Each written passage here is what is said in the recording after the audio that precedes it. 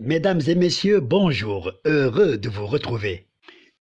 Finalement, lundi 17 juillet 2023, l'État d'Israël, par la voie hautement autorisée de son Premier ministre et par écrit, a reconnu officiellement et explicitement la marocanité du Sahara occidental, soit l'ensemble du territoire du royaume de Tanger à l'Aguira. Cette reconnaissance israélienne a été portée à la connaissance du Royaume du Maroc par une lettre émanant directement du Premier ministre israélien Benjamin Netanyahu en personne, adressée à Sa Majesté le roi Mohammed VI.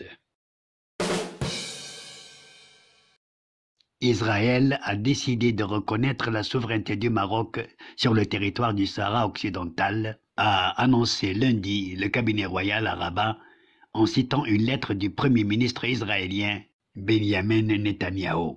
Je cite, « Par cette lettre, le Premier ministre israélien a porté à la très haute attention de Sa Majesté le roi Mohammed VI la décision de l'État d'Israël de reconnaître la souveraineté du Maroc sur le territoire du Sahara occidental. » Et d'ajouter, dans sa missive, M. Netanyahu a informé le souverain qu'Israël examinait positivement l'ouverture d'un consulat dans la ville de Dakhla.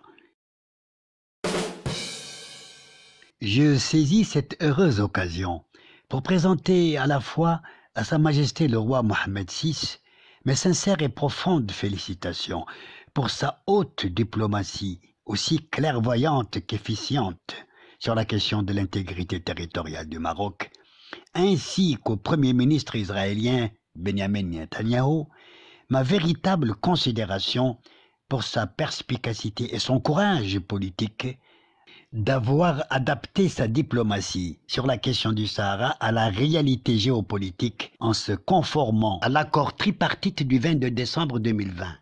La reconnaissance de la marocanité du Sahara par Tel Aviv a mis du temps à venir, parce qu'il cheminait vers le 3e anniversaire de l'accord tripartite de 2020. Mais, comme dit l'adage, il vaut mieux tard que jamais, c'est-à-dire mieux vaut une reconnaissance qu'une absence de reconnaissance. Dans un contresens, c'est donc une chance, cette reconnaissance, aussi bien pour Rabat que Tel Aviv. Et puis, tout est bien qui finit bien, comme dit encore l'adage. Le processus de la reprise des relations entre le Maroc et Israël s'est bien terminé.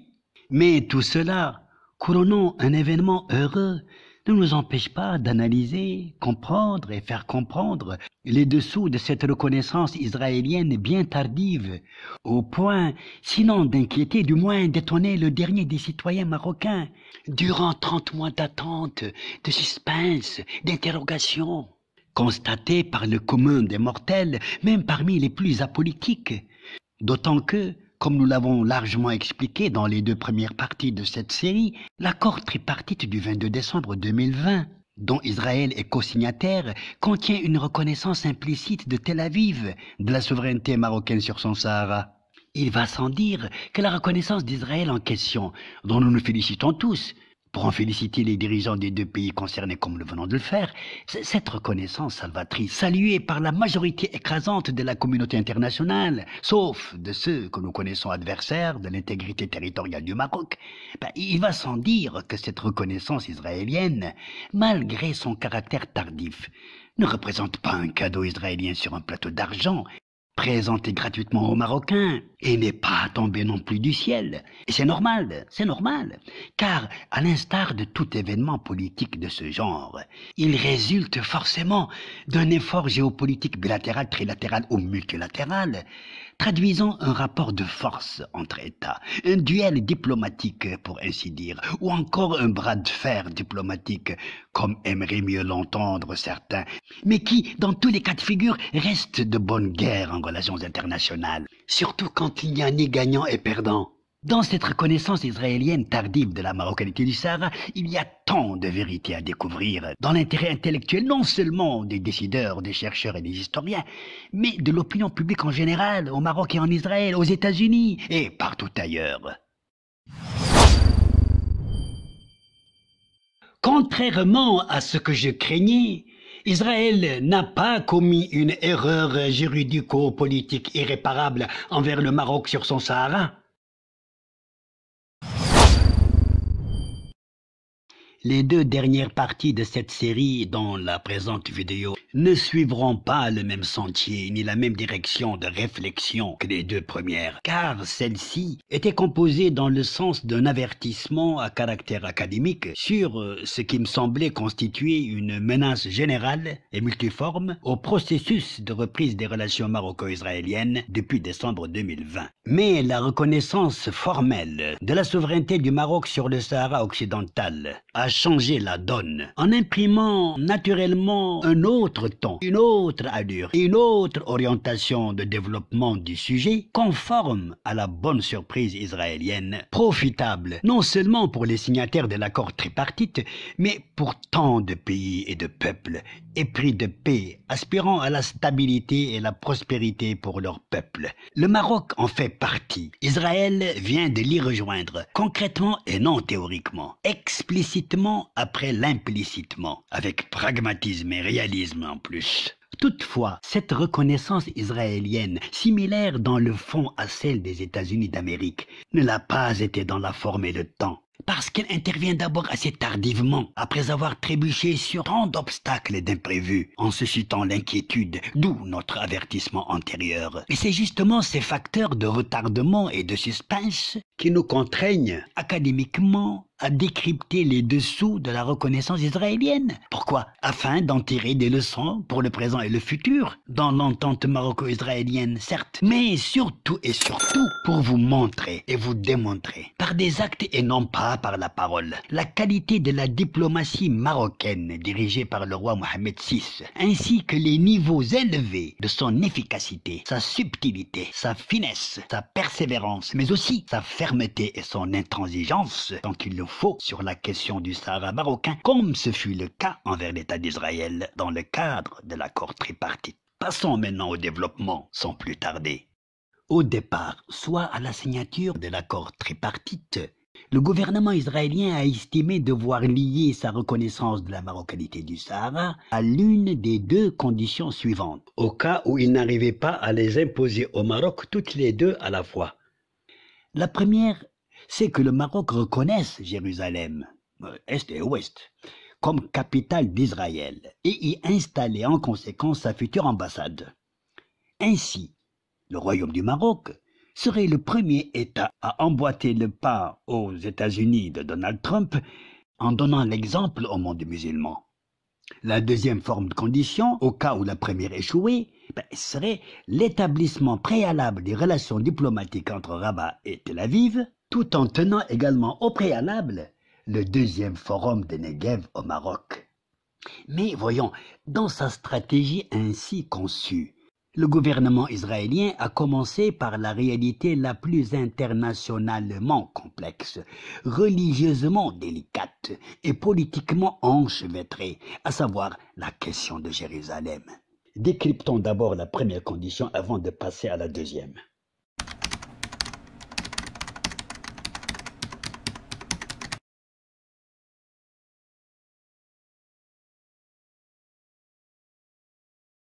Dans un tweet publié le 18 juillet 2023, soit au lendemain de la reconnaissance par Israël de la souveraineté du Maroc sur le Sahara, le journaliste, chercheur et conseiller politique israélien Eddie Cohen a donné quelques détails sur les dessous de cette reconnaissance.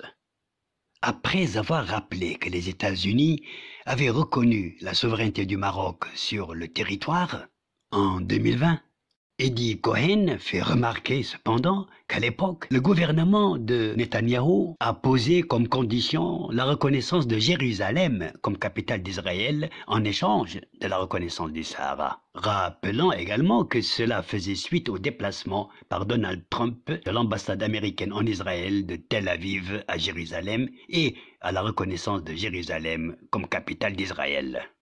En réalité, j'avais eu vent, par une bonne source diplomatique, de cette condition israélienne initiale. Mais franchement, je n'ai jamais voulu y accorder trop d'importance pour en faire un élément de base dans mes analyses.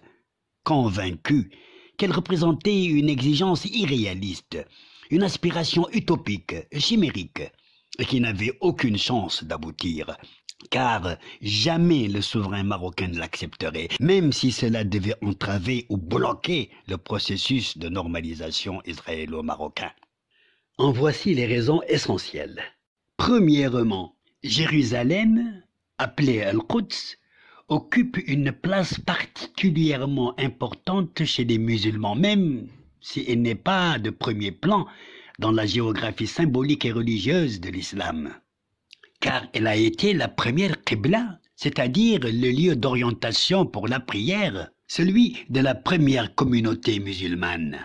Elle se trouve ensuite en troisième position dans la hiérarchie des villes saintes derrière la Mecque et Médine.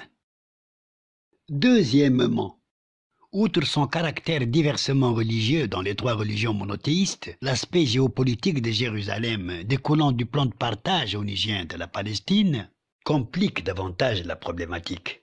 Un plan de partage élaboré par la résolution numéro 181 du 29 novembre 1947, disposant que la ville de Jérusalem ainsi que Bethléem, Beit Lahm, devait être placée sous juridiction internationale et devenir un corpus separatum, jamais accepté des deux parties au conflit, car les définitions israéliennes et palestiniennes de Jérusalem-Est sont différentes. Pour la partie israélienne, Jérusalem-Est n'existe plus depuis la décision du 28 juin 1967 prise par le gouvernement israélien, déclarant de façon unilatérale qu'il n'y a plus de secteur Est dans Jérusalem. Mais pour la partie palestinienne, la conquête du secteur Est de Jérusalem le 7 juin 1967 est nulle et non avenue, car elle est uniquement le résultat d'un fait de guerre gagné par l'armée israélienne. Une annexion qui est contestée par la communauté internationale qui considère ce secteur comme un territoire occupé. En définitive, la conquête de Jérusalem-Est n'a donc aucune valeur pour le droit international. Troisièmement, chacune des deux parties, israélienne et palestinienne, réclame la totalité de Jérusalem comme capitale de son État, même si Tel Aviv occupe aujourd'hui la ville en la gérant effectivement. Israël fut le premier à proclamer Jérusalem comme la capitale de l'État juif avec la déclaration unilatérale du gouvernement israélien du 31 janvier 1950, faite par le Premier ministre David Ben-Gourion, déclarant que Jérusalem, toute Jérusalem, est la capitale de l'État juif. On était déjà à 17 ans de la guerre de 67. 2 décennies plus tard, le 15 novembre 1988, devant le Conseil national palestinien réuni à Alger, le chef charismatique de l'OLP, l'Organisation de libération de la Palestine, Yasser Arafat, annonce la création d'un État palestinien, avec Jérusalem comme capitale, toute Jérusalem. Cette photo historique qui perpétue et rappelle l'événement a fait le tour du monde. L'OLP de Yasser Arafat déjà s'est souvent positionné dans le sens de ses revendications, refusant d'avoir une autre capitale que Jérusalem. Aujourd'hui, et depuis novembre 2012, l'Assemblée générale des Nations unies a accordé le statut d'État non membre observateur à la Palestine.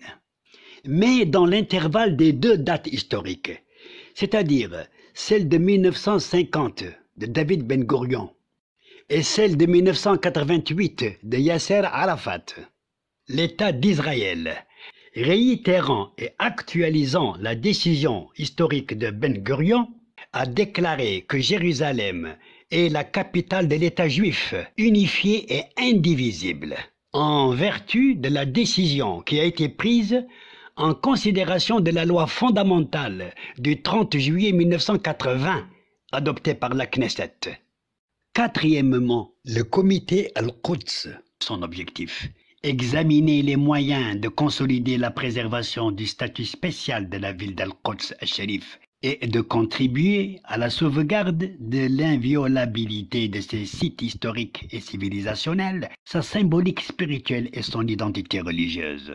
Le comité est présidé depuis 1999 par le roi Mohammed VI et son siège se trouve à Rabat, la capitale du Maroc. Cinquièmement, la première condition israélienne était non seulement contre la légalité internationale sur le statut de Jérusalem, mais contraire également aux principes devant guider la résolution du conflit israélo-palestinien tel que figurant dans l'accord tripartite dont Israël est co-signataire.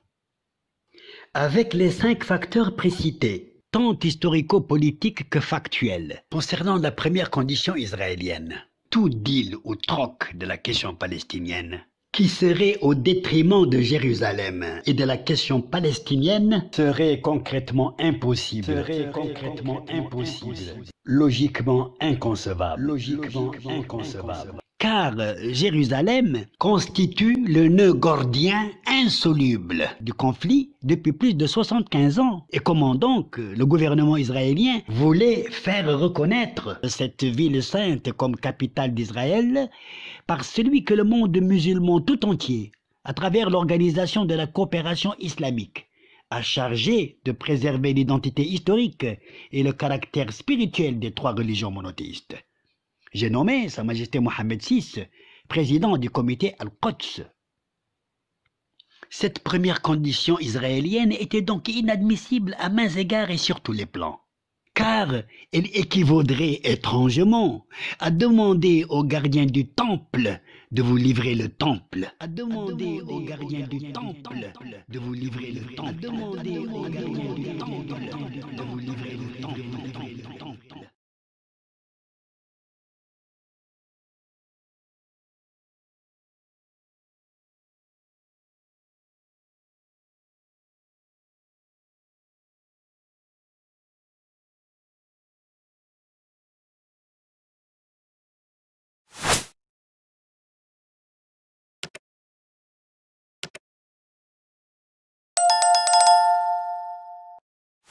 À la prochaine vidéo si Dieu le veut, je l'espère.